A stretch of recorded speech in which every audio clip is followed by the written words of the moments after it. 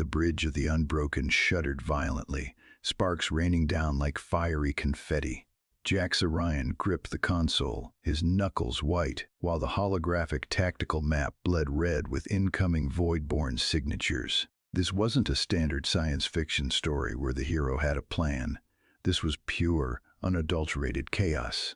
Shields at critical. Alara screamed over the klaxons, her ceremonial robes torn at the hem, replacing her regal composure with terrified determination. She wasn't looking at the screen, though. She was looking at him. Jax locked eyes with her, that magnetic pull snapping into place even as the hull groaned under the assault. Diplomacy involves paperwork. Survival involves kinetic improvisation. Hold on. He slammed the throttle forward, ignoring the screaming proximity alarms. 72 hours earlier, the galaxy had been a much quieter, cleaner place. The coronation on Zenith 4 was meant to be the pinnacle of order. The planet itself was a jewel of the Galactic Council, a world of glass spires and hard light, devoid of the grit that usually clung to Jax's boots. As a mechanic part of the diplomatic envoy, he was supposed to be invisible. He stood by the perimeter, wiping grease from his hands, watching High Priestess Alara ascend the dais. She was radiant, a being of cool intellect and grace, stepping toward the shimmering curtain of the plasma veil. It was a ritual of succession, a test of spirit. But when the energy field flared from a calming azure to a violent, instability-induced crimson, the crowd gasped. The Eithilgard ascendancy froze. Their biology was too delicate, their protocols too rigid. They watched in horror as their matriarch-to-be was paralyzed by the searing feedback loop. The council guards did nothing. They were paralyzed by the impossibility of the error. Jax didn't think. The Terran spirit isn't wired for hesitation. Physics is just a suggestion to a motivated human, he muttered, vaulting the security rail. Halt! A council drone screeched.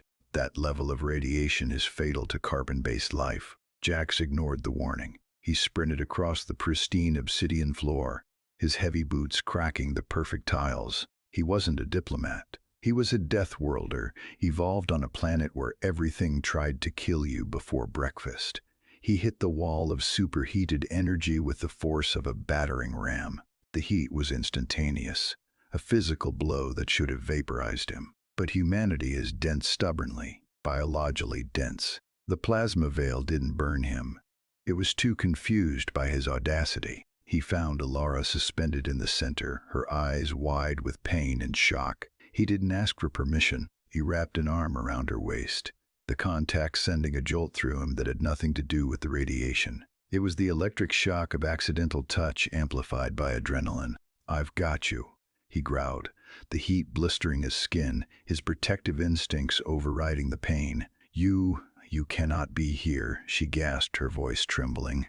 "You are not designated. I'm the variable." Jax gritted out, shielding her body with his own as the energy field spasmed. "Hold on." A diplomat in the crowd, watching the impossible unfold, whispered in horror to his aide. "By the stars, they are like Space Orcs. No preservation instinct." "No," the aide corrected, watching Jax drag the High Priestess out of the inferno with sheer brute force. "That is an apex predator." Jax surged backward, hauling them both out of the deadly light just as the generator exploded, sending them tumbling across the floor in a tangle of limbs and smoke. He took the brunt of the impact, his back slamming into the ground, Alara safe on his chest. Human ingenuity had saved the day, but as Jax looked up into Alara's stunned, alien eyes, he realized the real trouble was just starting. The memory dissolved into the screaming reality of the present. The Unbroken was no longer a diplomatic shuttle.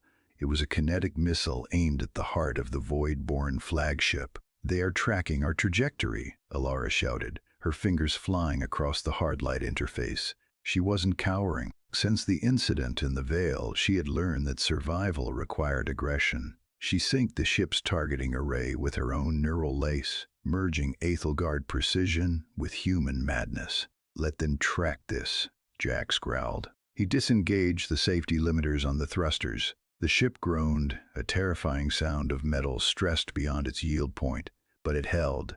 This was the essence of HFY, the refusal to accept the odds. The Galactic Council fleets were retreating, their tactical algorithms unable to process the Voidborn's erratic assault. They needed a Death Worlder to rewrite the rules. Bending starboard plasma, Jax roared, jerking the yoke. The Unbroken drifted sideways, defying the laws of inertia, spraying superheated gas into the sensors of the pursuing fighters. The enemy squadron, blinded and confused by the illogical maneuver, collided in a brilliant cascade of silent explosions. "Shields holding," Alara reported, though her breath hitched as a laser battery strafed their hull. "Jax, the flagship's core is exposed, but the gap is closing.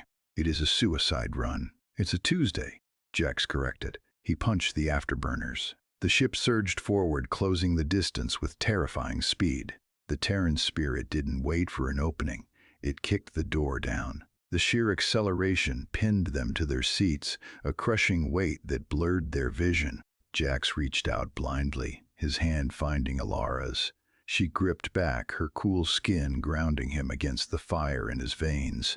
"Now!" Jax shouted. Alara released, the payload not a missile, but a condensed pulse of the same energy she had absorbed in the veil. The beam cut through the void, guided by her mind and delivered by his piloting. It struck the flagship's exposed core. White light swallowed the view screen. The hangar bay of Zenith 4 was loud, filled with the rush of repair crews and the hum of victory. The science fiction story the galaxy expected, one of tragic loss, had been rewritten. Matriarch Veda stood before them, her towering form radiating authority. She looked at the battered hull of the Unbroken, then at the two figures standing before her. Jax was covered in soot, bleeding from a cut on his brow. Alara was disheveled, but her eyes burned with a fierce new light. "The Council calls this unorthodox," Veda said, her voice resonating through the chamber. "They say you fought like Space Orcs, devoid of elegance." Jax stiffened, ready to defend his actions, but Alara stepped forward. "We fought with human ingenuity, Matriarch. The Voidborn calculate probabilities. Jax calculates nothing. He acts. We survived because we were unpredictable." Veda's gaze softened, shifting to the way Alara's hand still rested protectively on Jax's arm. The rigid biological caste system of the Ethel Guard had no place for this, yet the evidence was undeniable. "The galaxy is changing," Veda murmured. "The darkness is growing. Perhaps we have relied too long on starlight and ancient protocols." She bowed her head slightly, a seismic shift in diplomatic tradition. "The Union is formalized.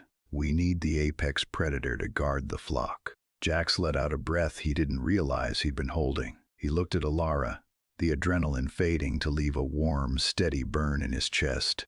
"Told you," Jax whispered, a grin tugging at the corner of his mouth. "Paperwork is overrated." Alara leaned in, the distance between them vanishing. "Be quiet, Jax," she said softly, "or I will put you back in the veil." But she was smiling, and as the stars wheeled overhead, infinite and bright, the variable and the constant stood together, ready for whatever the universe dared to throw at them next.